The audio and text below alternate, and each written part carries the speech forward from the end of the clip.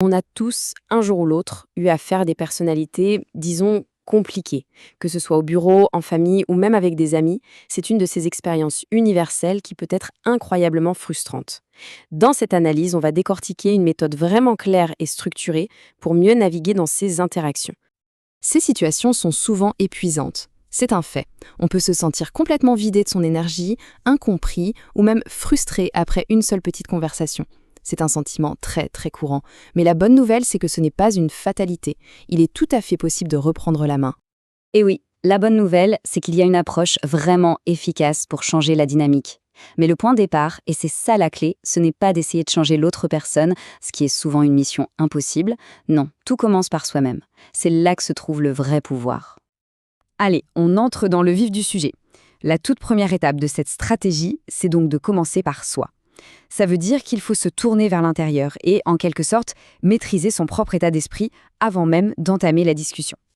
Alors, ce schéma, oui, il est en anglais, mais l'idée qu'il illustre est universelle et très simple.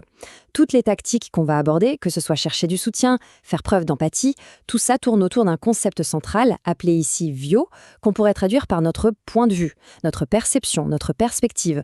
C'est vraiment le pivot qui va déterminer si les autres stratégies fonctionnent ou pas. Le premier pilier pour construire ce monde intérieur, c'est donc d'élargir son point de vue.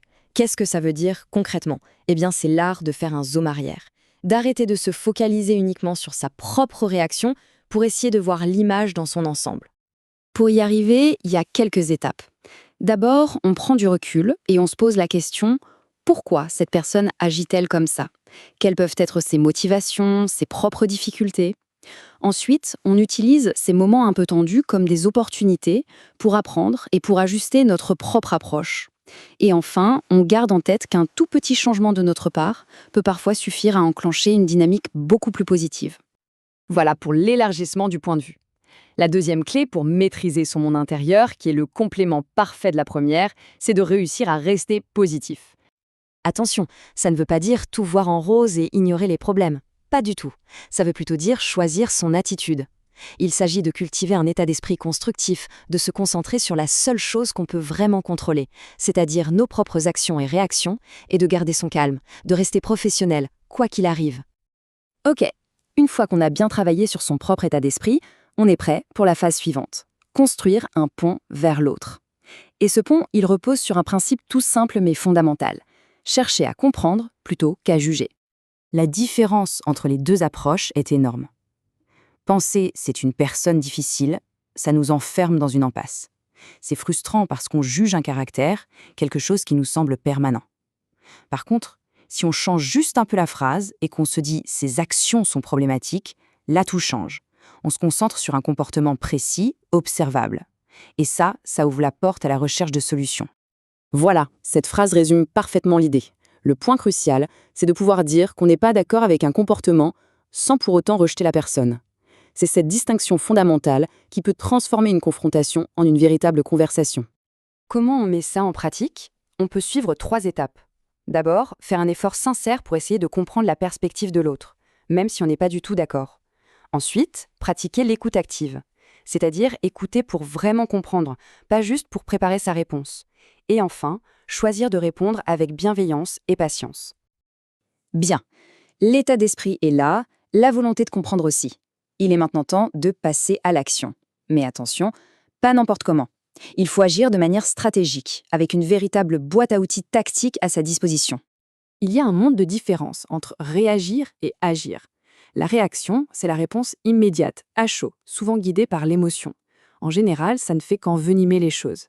L'action, au contraire, c'est réfléchi, c'est délibéré. Le but est de désamorcer la situation, et c'est toujours orienté vers une solution, pas vers le problème. Un des outils les plus puissants dans cette boîte, c'est de savoir fixer des limites saines. Ça repose sur 3 piliers. 1. Communiquer clairement et calmement ce qui est acceptable et ce qui ne l'est pas. 2. Être cohérent, c'est-à-dire appliquer ses limites à chaque fois. Et 3. Très important, être prêt à mettre en place des conséquences si ces limites sont franchies. Évidemment, fixer des limites, ça peut être difficile. Et parfois, la situation nous dépasse. C'est pour ça que le dernier outil de notre boîte est absolument crucial. Se souvenir qu'on n'a pas à affronter tout ça en solitaire. Ce soutien, il peut venir de plusieurs endroits. Souvent, la première étape, c'est de demander conseil à des collègues de confiance.